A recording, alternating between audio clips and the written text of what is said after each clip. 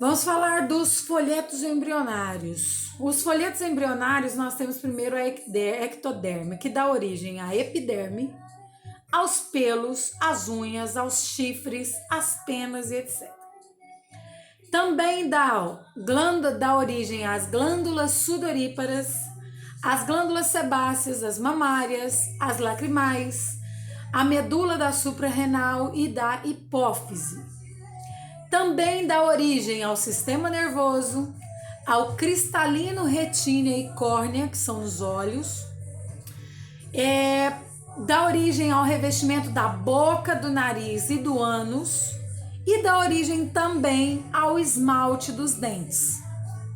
Já a mesoderme ela dá origem aos tecidos conjuntivos, como cartilagens, ossos, a derme, que é essa parte da superfície aqui, tecido hematopoético, dá origem ao sistema cardiovascular, dá origem ao sistema linfático, ao urinário, ao genital, dá origem também ao pericárdio, a pleura e o peritônio, que são estruturas que protegem os nossos órgãos. O pericárdio, por exemplo, protege o coração, tá? Também dá origem ao córtex da suprarrenal, que está no nosso cérebro, né? Ali perto do cérebro, no cérebro. E dá origem também aos músculos, certo?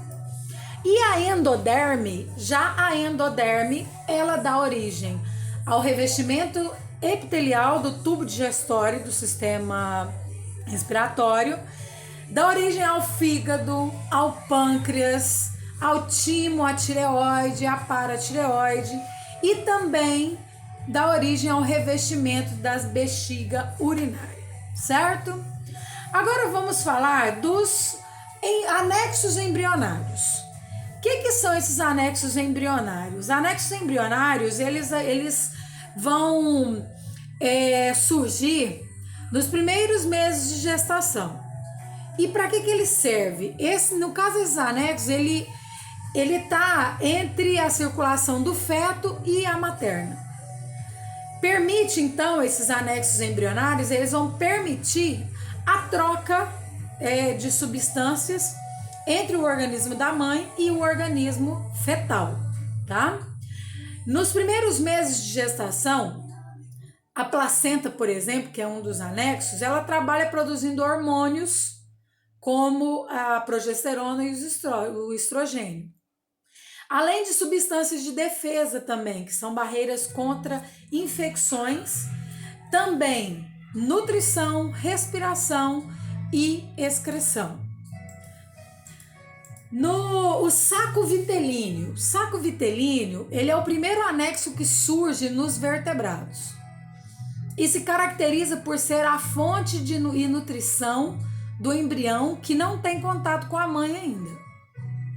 Corresponde a uma estrutura em forma de saco, ligada à região ventral do embrião, e sua principal função é armazenar as reservas nutritivas.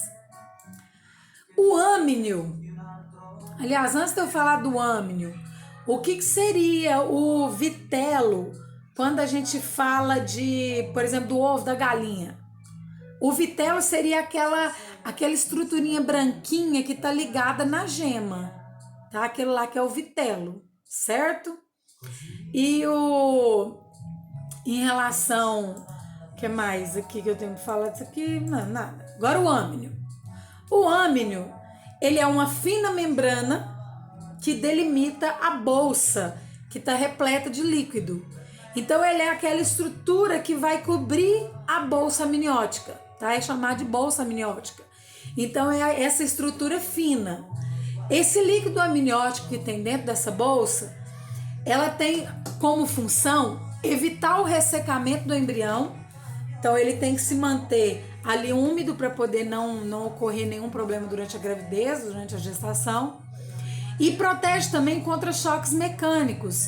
Caso, por exemplo, vamos falar do ser humano, caso a mulher bata a barriga ou alguém encoste mais abruptamente na barriga da mãe, aquele líquido que está ali protegendo, que está dentro da barriga dela e o feto está dentro do líquido, ele serve justamente para proteger contra esse tipo de choque, tá? Contra esse tipo de pancada. O âmnio, ele representa uma importante adaptação dos répteis à vida terrestre. Então é um grande, digamos que uma grande característica que é encontrada em animais terrestres, que é a presença do âmnio.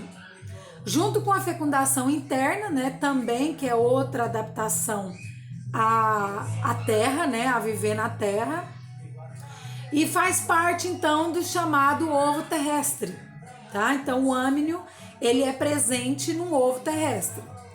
Esse anexo permitiu aos répteis irem então para a terra firme, né, ir para a terra seca e ficar totalmente independente de água para reprodução.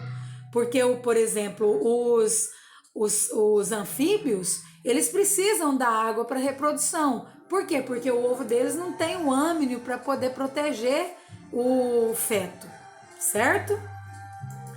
O alantoide. O alantoide, ele é uma membrana fina que envolve os outros anexos embrionários. Ele é o mais externo de todos. É como se fosse a casquinha do ovo, tá? É uma membrana bem fininha, aquela membrana antes da casca do ovo, bem fininha.